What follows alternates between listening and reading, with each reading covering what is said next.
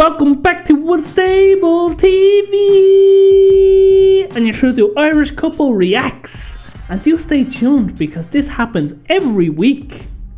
So if you're new here, don't forget to like, subscribe, comment and hit the bell notification so you don't miss any of these videos. And if you're a returning viewer, thank you! Thanks for joining us for another react!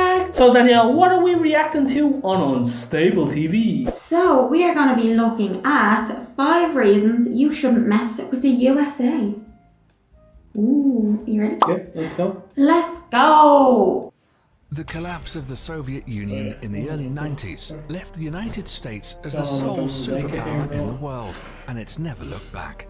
In all aspects of the world, the United States is indeed a superpower, especially when it comes to its military might, which is unsurpassable in its strength, technological superiority, operational capabilities, and power projection across the globe. In this video, we'll take a look at the 5 top reasons why you wouldn't want to go against the US military establishment. The United States Air Force is the strongest in the world, not only in the number of operational aircraft, but also in technological superiority. The country currently operates a total of over 15,000 military aircraft, combining all the branches of the military service, including the US Navy, US Army, Coast Guard, and the US Marines. As of 2017, the US Air Force alone has a fleet of over 5,300 aircraft, 406 intercontinental ballistic missiles, and 170 military satellites, greater than any other country in the world. The USA has the largest number of stealth aircraft designed to be silent killers and untrackable by the radar defense systems of most countries in the world. Some of these stealth aircraft include air superiority fighters, such as the F-22 Raptor and the F-35 Joint Strike Fighter, heavy bombers, such as the B-2 Spirit. In fact, the United States pioneered this technology in the 1980s with the introduction of the F-117 Nighthawk stealth attack aircraft.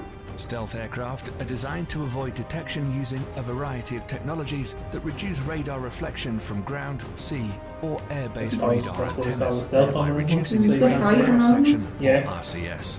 This revolutionary technology allows a 5th-generation aircraft, such as the F-22 Raptor, with a max takeoff weight of 83,500 pounds, to have a radar cross-section of just 0.0001 meters squared, about the size of a bumblebee. Okay. What's more insane is that the massive B-2 bomber also has the same radar cross-section as the F-22 Raptor. Thus, it becomes extremely difficult to track stealth aircraft. Even if the enemy spots them on their radar scopes, it's a whole other story to successfully track them and register a missile kill. The whole idea behind this technology is to break the chain in which a conventional surface-to-air missile defense system works. It's the same reason countries like China and Russia are also hard at developing their own stealth fighter, the Chengdu J-20 and the Sukhoi Su-57, respectively. These aircraft will allow the US Air Force to assert its air superiority over any battlefield of the future. And we all know that control of these skies is the biggest decider in any war. The next reason why any country going to war with the US military should think twice is because of the strength of the US Navy and its dominance over the world's ocean, especially the Navy's supercarriers. The US Navy currently operates 11 powered Nimitz-class supercarriers, which is the largest aircraft carrier fleet in the world. The only navy that can come close in terms of technological advancement is probably the Royal Navy of the United Kingdom, but they only have 2 operational carriers. The Nimitz class of carriers has a displacement of over 100,000 tons and can carry a complement of up to 70 aircraft. They're literally a floating small town in the ocean. That's a small with its own carrier. airport. Literally. The Nimitz class carriers in themselves are extremely potent offensive weapons, but the way they operate in what is called the carrier strike groups makes these ships even more deadly. A carrier seldom deploys alone. There are always a fleet of surface and underwater assets surrounding them and forming a strike group. These include guided missile cruisers, a destroyer squadron, attack submarines, and other support vessels. Together, they project the power of the carrier and at the center of the group forward towards the enemy. While the carrier is carrying out its offensive role with the use of its air wing, the other ships Imagine are that coming at responsible you. to protect its Nope. flanks against Dive under the any water, enemy don't come attack. back. This combination of offensive and defensive strategy makes By the US seeing the carrier American strike fleet group coming towards me, almost I would just go under the water and turn into The a mere United man and States stay Navy there. maintains 9 such carrier strike groups, 8 of which are based in the United States and one that's forward deployed to Japan. For over 50 years, this has been the principal element of US power protection, and the Nimitz class of supercarriers are at the center of it all. Despite this, the US is currently in the process of developing a new class of carriers Yes, called Gerald. the Gerald R. Ford class, intended to replace the Nimitz class ships. This new supercarrier will be even more technologically advanced and is expected to continue US dominance of the oceans well into the late 21st century. The third reason why you shouldn't fight the US military is the massive the amount of nukes they have. and conventional You got a nuke, intercontinental you got a ballistic missiles, nuke. ICBMs. USA, The ICBM and there's a nuke for it in the audience. the land leg in the US nuclear triad, along with the Trident submarine-launched ballistic missile (SLBM) and nuclear warheads carried on long-range strategic bombers. ICBMs are launched from ground-based missile silos, achieving high suborbital spaceflight, approximately 1,000 miles above the surface of the Earth. The body of the missile then separates from the warhead, That is which re-enters crazy. the atmosphere and free falls to the assigned target at hypersonic What? speeds. The US military currently operates 400 ICBMs from its base in Wyoming, Montana, and North Dakota. The LGM-30G Minuteman III is the only type of ICBM that is currently operational in the US.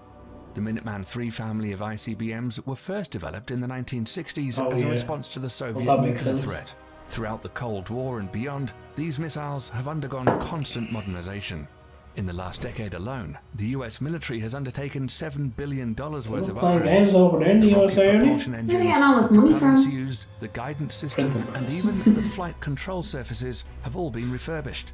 Oh, the upgraded Minuteman III, that's a missiles nice are reference to the completely American different from its Revolution, because the 1960s Minuteman, counterparts, except for the they shell. fall off the redcoats. These Because the state-of-the-art minute they were improvements and modernization programs have kept the Minuteman III system operational for over 50 years with improved reliability that supports the missile's remarkable 99% alert rate.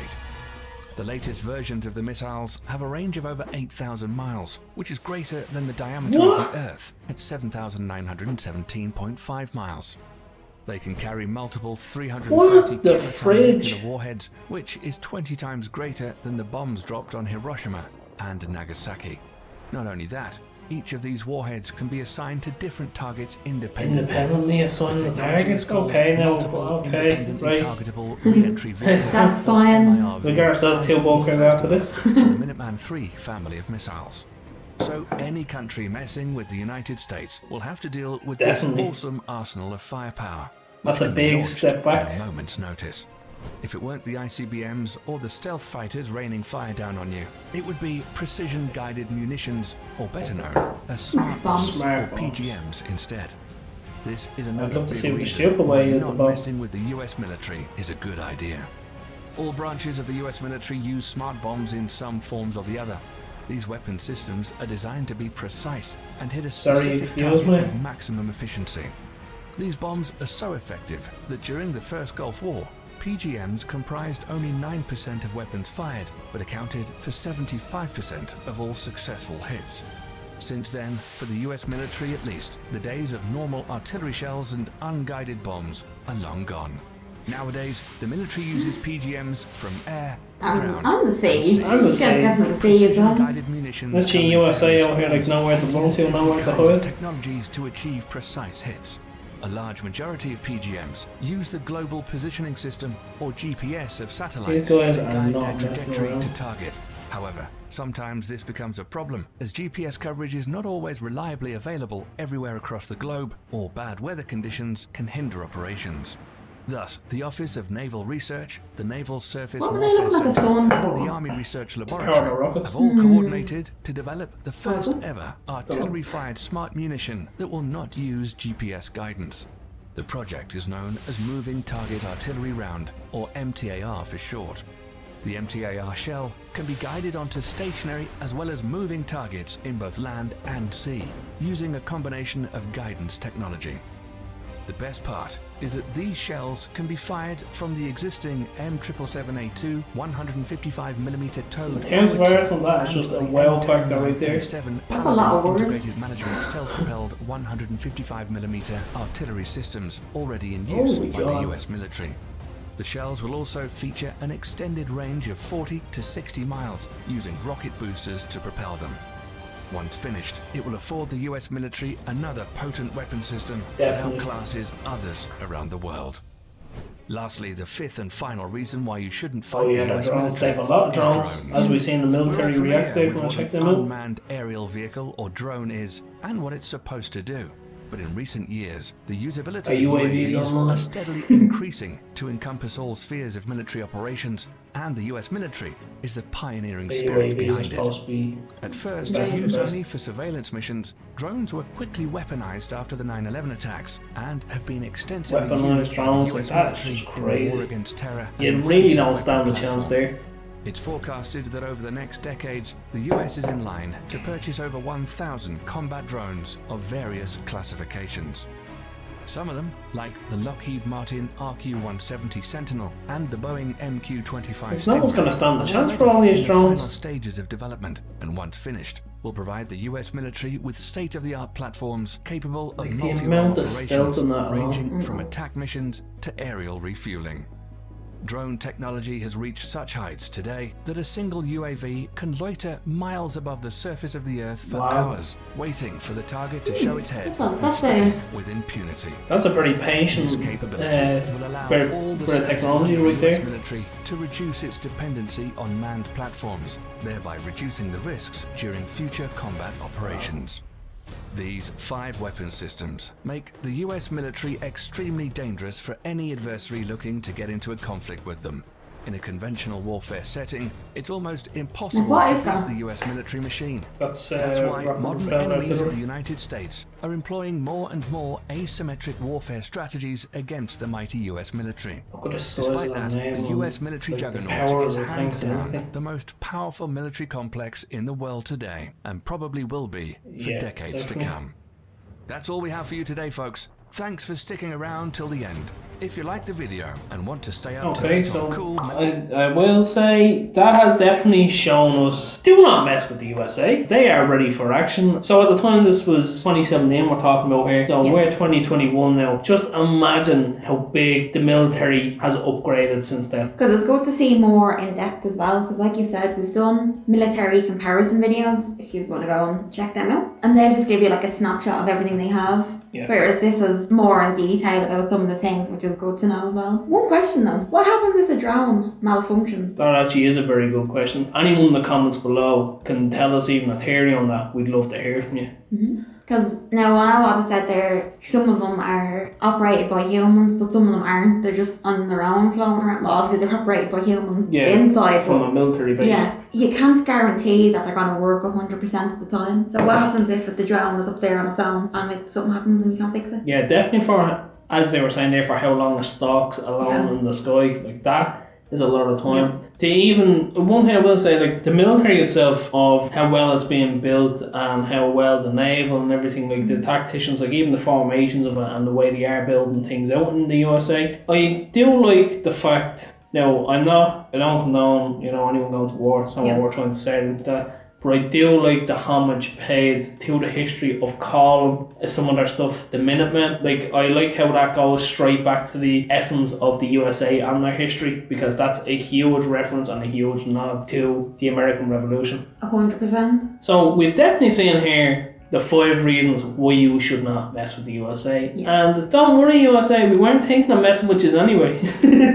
No, absolutely not. Thinking of going and seeing the US. Yeah. But apart from that, that's fine. We just want to look and touch all the shiny stuff. We don't want to mess with anyone. No, not at all. So let us know down in the comments below, have you anything at all? If you are from the USA yourself, is this accurate? What is it like from your perspective? And is there anything else we should check out more on this? And we will leave you all with that. So as always, you are the beautiful people of YouTube, and we have been Unstable TV. So drop a comment below and let us know what you thought of this reaction video. And if you have any suggestions for us to do, let us know too. And as always, we will see you in the next one. Bye.